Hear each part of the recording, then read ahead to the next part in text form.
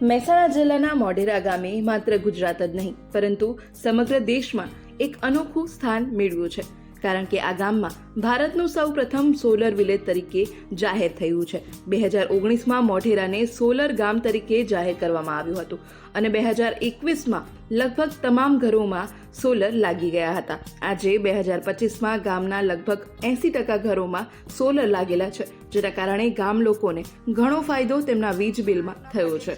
જાણીએ. હું મોઢેરા ગામની વતની છું. મારા ગામની અંદર મોદી સાહેબે અમારા આખા ગામને 1 કિલોવોલ્ટ સોલર પેનલ આખા ગામને દરેકના ઘર ઉપર મફતમાં નાખેલી છે અને લગભગ 1 લાખ રૂપિયાની દરેકના ઘર ઉપર મફતમાં આપેલી છે. મારા ઘરમાં જ્યારે સોલર પેનલ નહોતી ત્યારે 1500 રૂપિયા જેવું બિલ આવતું હતું. જ્યારે 1 કિલોવોલ્ટની સોલર પેનલ નાખ્યા પછી અમારા ઘરની અંદર બિલ આવતું નથી અને બિલ ભરવું પડતું નથી ને એક લાઇટ પણ 24 કલાક રહે છે અને અમને પણ ઘણો આનંદ થયો છે કે મોદી સાહેબે અમારા ઘરની અંદર 1 કિલોવોલ્ટ સોલર નાખ્યા પછી લાઇટ બિલ તો એકદમ ભરવું પડતું નથી અને જે લાઇટ બિલના પૈસા જે જમા થાય એ અમારા ખાતાની અંદર જમા થઈ જાય છે.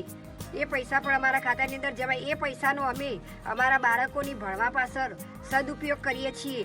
જ્યારે અમારા આખા મોઢેરા ગામને મોદી સાહેબને આવ્યા પછી અમારા ગામને આખી રોનક બદલાઈ ગઈ છે કે દરેકના જીવનમાં ઘણો ફાયદો થયો છે.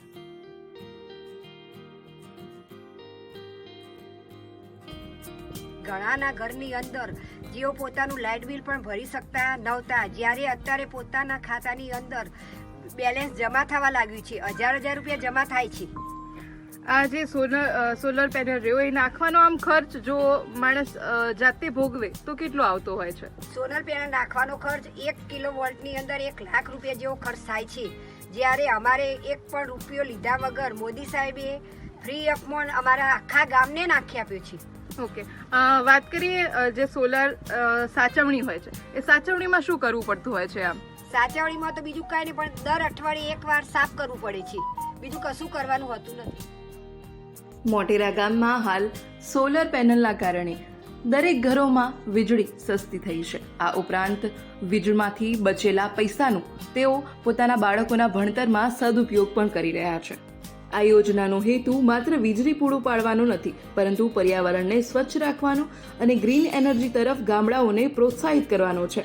હવે મોઢેરા પણ એક પ્રેરણાદાયી મોડલ બની ગયું છે, જે બતાવે છે કે જો સરકાર અને લોકો મળીને કામ કરે તો ગામડા પણ ઊંચા આવી શકે છે.